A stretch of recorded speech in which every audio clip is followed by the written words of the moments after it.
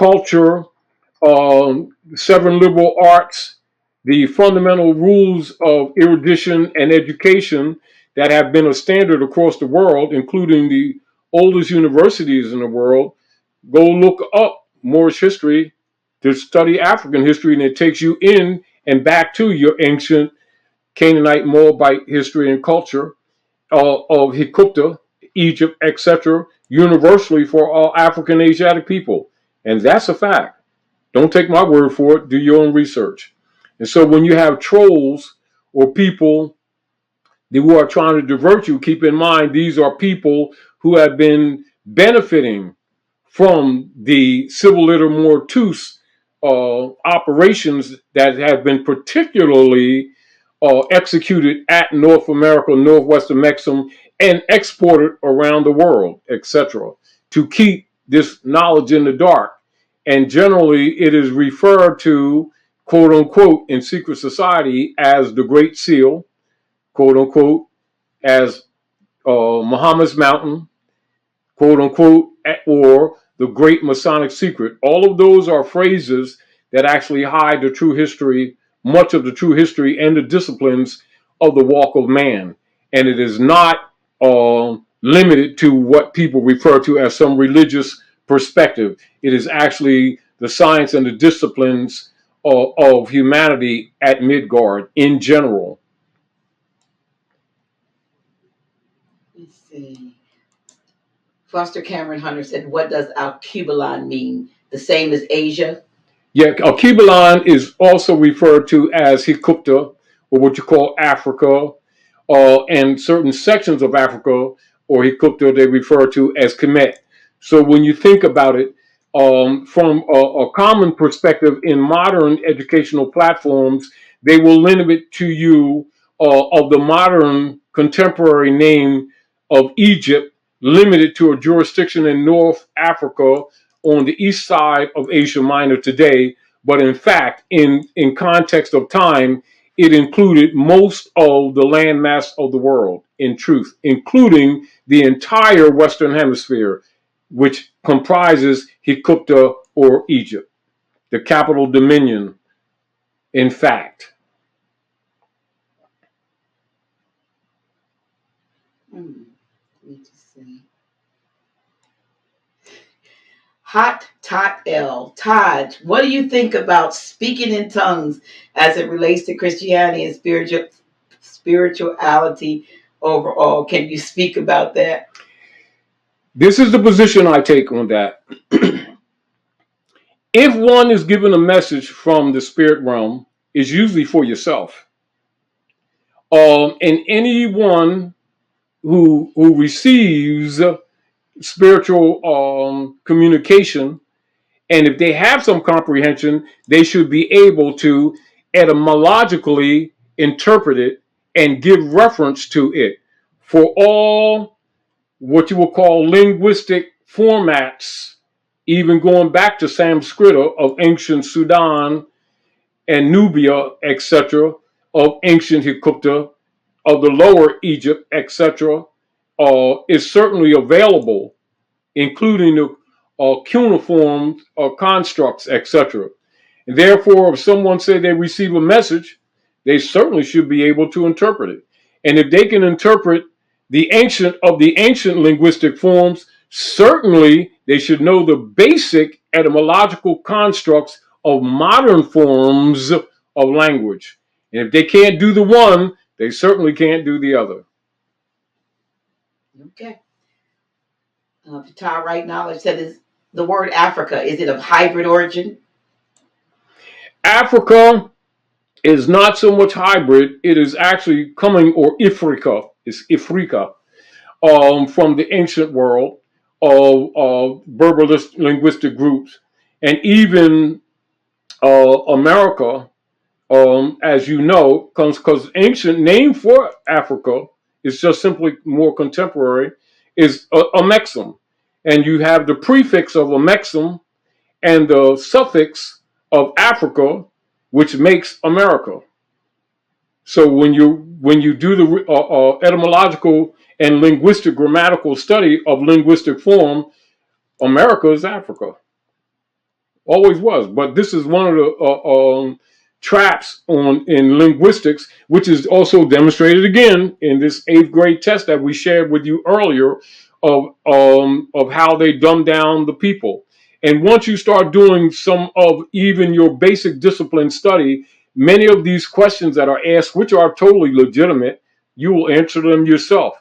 And this is where we're trying to do the best that we can with most people, get them back to fundamental disciplines and the actual arts, or in linguistic, grammatical, and scientific disciplines that is generally loosely referred to as more science, in order to fix a lot of these problems. Because keep in mind, one of the deliberated war or psychic attacks that it has been deliberately perpetrated against the people is connotative linguistics. And this is where the priesthood has deliberately corrupted linguistic formats to cause this confusion in the first place. Because actually, when you start doing etymological research, which is the true history, the true meaning, and the true origin of words, and do what you call cross-reference, you will start recognizing actually the customs and the culture, which is the lex or the jurisprudence, and find the commonality of humanity on earth, and not what you call the towers of Babel, or the corruption on earth for the corruption of the linguistic form. And that's the truth. Terrence Lyles asks, with many of the leadership of the Black Panther Party being educated in the degree system, why were they not preaching Moorish heritage and nationality?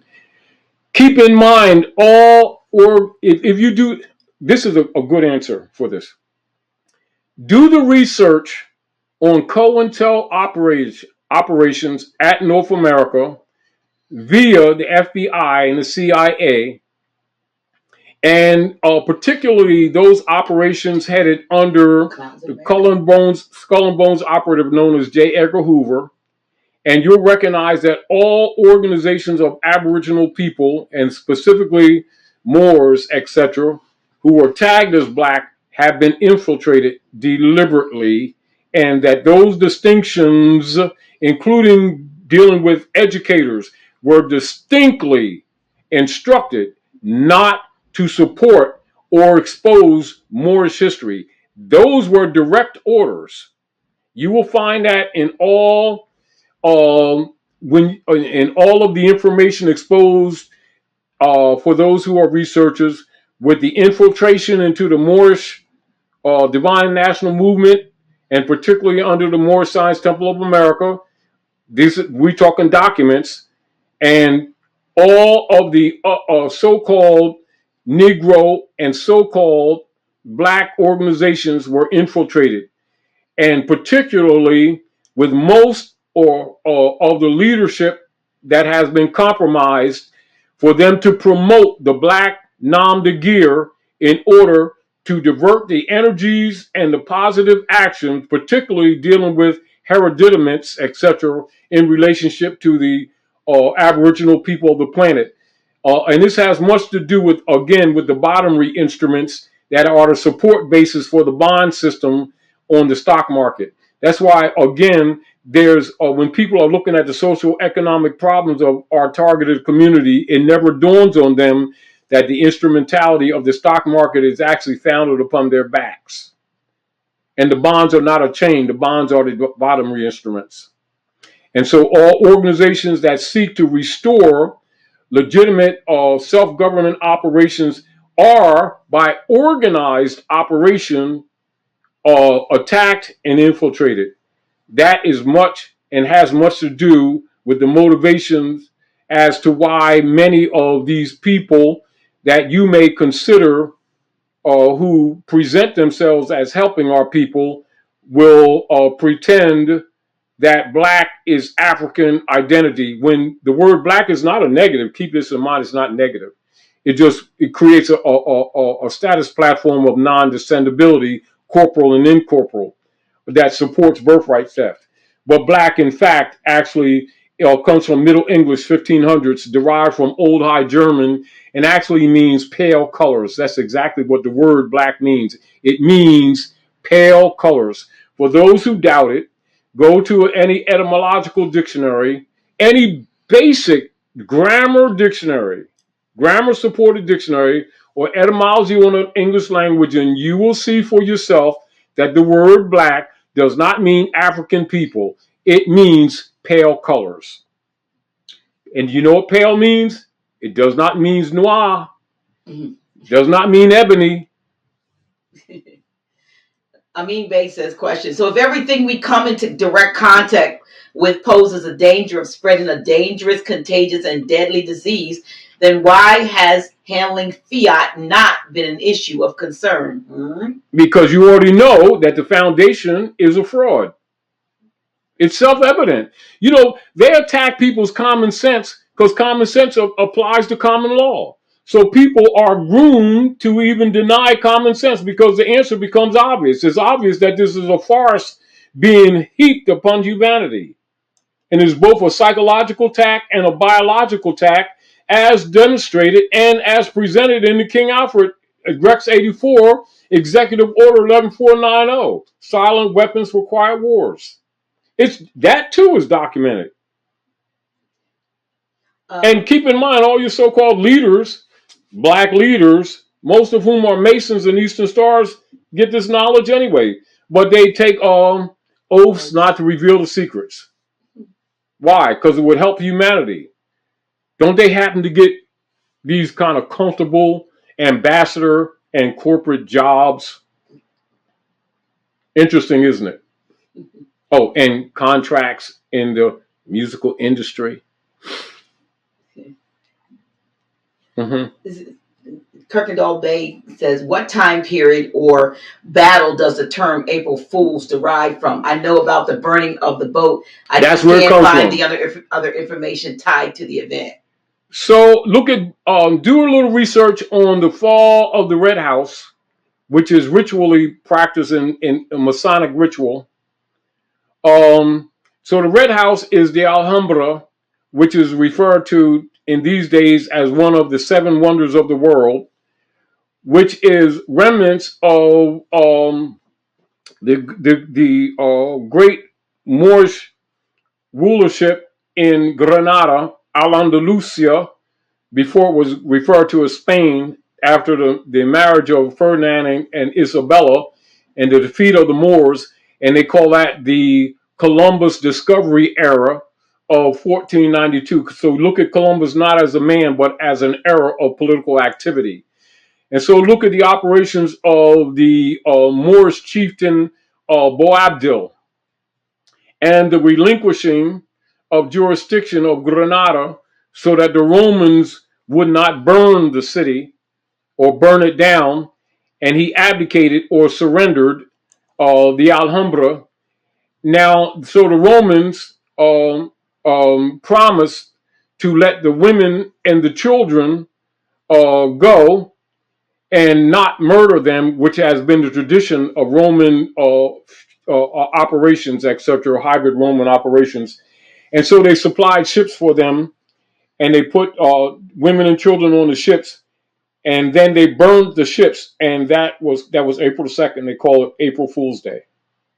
That's where its origin is. So, D.L. Versioner asks about in reference to that, to the fall of the Red House too.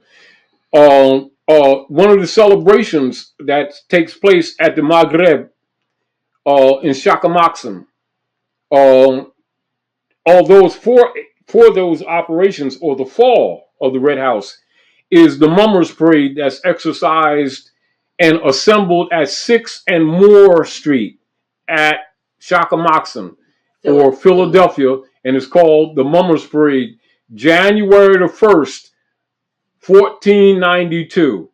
And so they call it the new year of the dark priesthood of the Roman tribes, etc., over the Moors, i.e., the Mummers Parade celebration in what they called blackface, assembled at 6 and Moore Streets, Philadelphia, Pennsylvania. Going westward, then you're dealing with Horace Greeley of the Whiggamore Party, back to the Kansas-Nebraska Act, turning 90 degrees square at Broad Street, marching north gate, and stopping at the dark north area of the parapet at City Hall, which was a battleground in Philadelphia, with the cornerstone in a grave pit just inside the dark north towers of the parapet of City Hall, designed just like a mosque, and facing the Masonic Lodge where George Washington closed the lodge at Broad Street, etc., at Philadelphia. January the 1st of every year, not in harmony with nature, but when in harmony with the keeping of the fall of the Red House. And so they say 1492, Columbus discovered America. It is a metaphor for the defeat of the Moors. That's what it is. So Columbus is not a real man in the sense that the people think it is. It's talking about an era of Inquisition operations and the success of the hybrid Germanic tribes taking over the order of Islam, etc., at the Maghrib, at the North Gate. And therefore, in Masonry, the hybrid Europeans through the Masonic order are referred to as, quote unquote, the keepers of the North Gate. And so you will see they'll have a statue of George Washington and his friend Lafayette as a statue standing in front of the great Masonic Hall at Broad Street off Jupiter, where City Hall is the place of determination of the Mummers Parade. And when they do tours there, the first place they will take you to is the Oriental Room or the Moorish Room, which are duplication of ancient Moorish and Ionic architecture duplicated of the old temples of the Moors, etc., within the tour operations at that lodge. That's a fact. So for you all to see some of the architecture that tells you the story, go ahead and go on a tour to the Masonic Lodge at Shakamoxon or Philadelphia at the Masonic order, and you'll see the parapet where they have Billy Penn, who landed in Chester area, and now we're going back to Winona and Tammany, and he's standing facing the lodge, etc. As soon as you look up to that parapet, and then you'll see where they close ritually the ending, or they end the parade of Mum. Mum means Mum is the word, etc. Mockery of the Moors.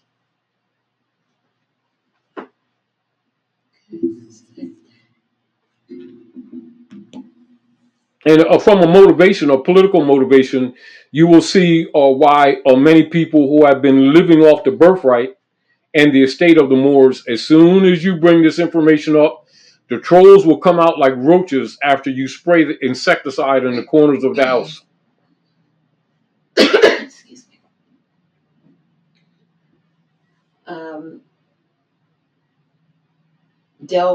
DJL Reversion asked about whether or not common law liens are effective to remedy violation and enforce under the treaties. Can I make that clear? Oh, say it again. Common law liens, whether they are effective to remedy violations, I guess, and enforce under the treaties. I'm not sure what else the South said. It's got to be. It's not clear. Not no. But anyway, the enforcement of common law simply means, in its nature, when you study jurisprudence, it actually means enforcing constitutional law or positive law or positive jurisprudence. Also, it relates to res judicata and stare decisis, which means irrefutable law. Maynard Jack asked if you could talk about Lincoln being hung. Oh yeah, yes. That's another part of history that they don't tell people. So it's one shot. That Lincoln was hung. And there was another question up here whether now you're going in, whether or not he was a Moor also. So well, we together. So, let's put it this way: when many of you who have the flash drive, you will see on the Dungy case, when we give reference to the William Dungy case that Lincoln demonstrated, we also took a caption from satire cartoons of the 1800s that was commonly distributed around the country minds. And in the, I think, lesson book number 3, Chief Justice Ben Bay, Mu Ali, we kind of mentioned that years ago. That's another lesson book that hasn't been published. Well, we'll share some of that with you with that. And also, there's another good brother and researcher who exposed a lot of that added information to help the people. That's Lord Anton Maddox Eel. I think he's on. He was on. I think he's on the. Yes. He was on in the feed in the chat. Yeah, Lord Anton Maddox Eel does a lot of research and exposes a lot of that added information that's suppressed by a lot of people, both Asiatics and hybrids.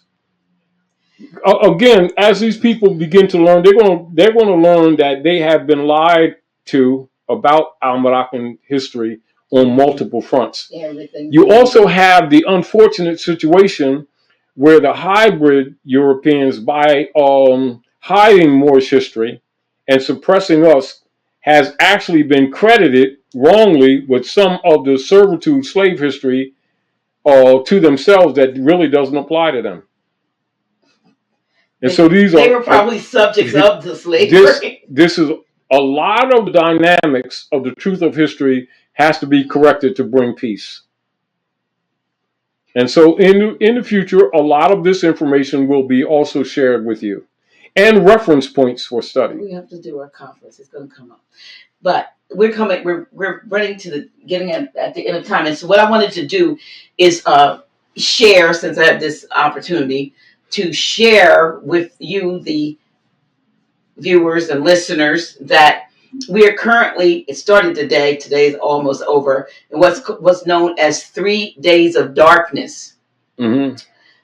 It may coincide with the alleged death and burial of Yeshua the Christ. However, what I wanted to share with you is, I'm involved in energy healing and clearing and so forth. And we had a powerful meeting last night where those of us who use like the AO scan were instructed to Friday and Saturday to clear our homes with our energy devices. Well, a lot of you don't have the device. You've seen me run up, the scan about this thing about scanning, but you have sage or something that you can. Old Egyptian technology. Sage, if you can go to every room in your house and closets, corners, sage. This is a period for today, tomorrow. Sage and cleanse your environment, cleanse the closets, cleanse everything. If you can open the window. Think of your ancient mothers and fathers while doing it. Right. Winnow out if you have feathers to winnow out, the negative energy, and you're bringing in and saging for the positive energy. And then on Sunday, and I know this might sound a little bizarre or wild, but we were instructed. Also, with the ancient, for those of you who have it, frankincense and myrrh. Right. The real good stuff. Right. So we've been instructed to create a, I'm going to call it like a shampoo made out of aloe and frankincense and myrrh and I know an egg. And if you are vegan and don't want to do an egg, you might want to use like I don't know, like a bean, like what is the stuff that they use, those white beans? Something that was an egg substitute. And you need to maybe text me so I don't know what I did with the piece of paper. But we're putting together a shampoo that you cleanse. Oh, yeah, it was called head cleansing. And the brother that was sharing it with us, his father and his grandfather used to do this. At this period of time every year, they washed the head. And they in the all around the world, because it's related to basic spring or the 4 gates of the earth's wobble behind the sun, which creates your seasons. and what we would call springtime or the new year, according to the area. So we keep in mind the view from Midgard to the heavens, the constellations energies would be different, just like you look at the longitude and latitude on Earth. And so you have the different new years around the Earth. Yeah, chickpea. It would be harmonic. Yeah, chickpeas. They're harmonic with the operations of nature.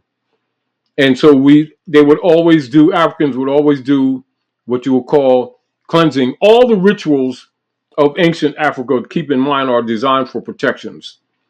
And it's based on a study of natures. And when people are not aware of the culture and traditions, they often look at it as something weird. It's only because they don't recognize or they have not been taught the origins and the cosmological purposes.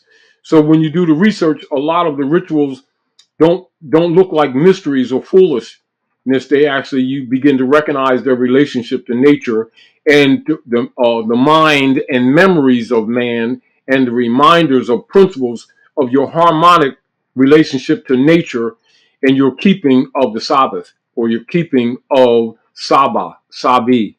Truthfully, that's what it is: traditions and customs. Well, what I wanted to say is I don't want it to, of course, we always, first of all, I want to appreciate those of you who supported Sharon Yes. with your donations for the Tuesday night show. I know she greatly appreciated everything that came in. I did what I said I was going to do. Mm-hmm. We also, we just want to make sure too.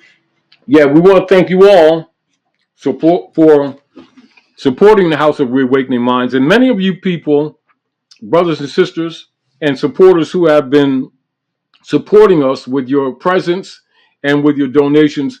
Many of you we can't get to personally, but we want you all to know that we appreciate your support, and it helps get this work done. So continue, we trust, to support the House of Reawakening Minds, and keep in mind that the House of Reawakening Minds and the official office hours with Dr. G are in place to help the people. Help us, help you, help us all together. So thank you very much, and know that all of your supports are appreciated sincerely. And thank you all, and have a grand evening. Again, like I said, thank you for your support. And can we just, because we're in this time of cleansing, I want to take a moment. If we could just, we got 3 minutes. We're gonna 3 minutes. We're gonna meditate out, if you don't mind, Gracie. Yes. And isn't that a beautiful aunt that I was able to? Mm-hmm. Oh, Gracie, grab those pieces, these 1950s pieces. Oh, that I just. Thank you so much. That I was just able to procure from the 50s. I just want to share these. And we're going to go out with some tones. These are brass statues on pure marble bases.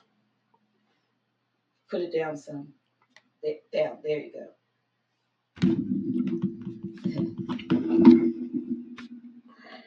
And I was able to, and these are from the 50s. Lift up some. Yeah. These are awesome that I was able, and I'm so happy that they actually have our features. Yes. Like they're supposed to. Mm-hmm. Let us go out with our tones.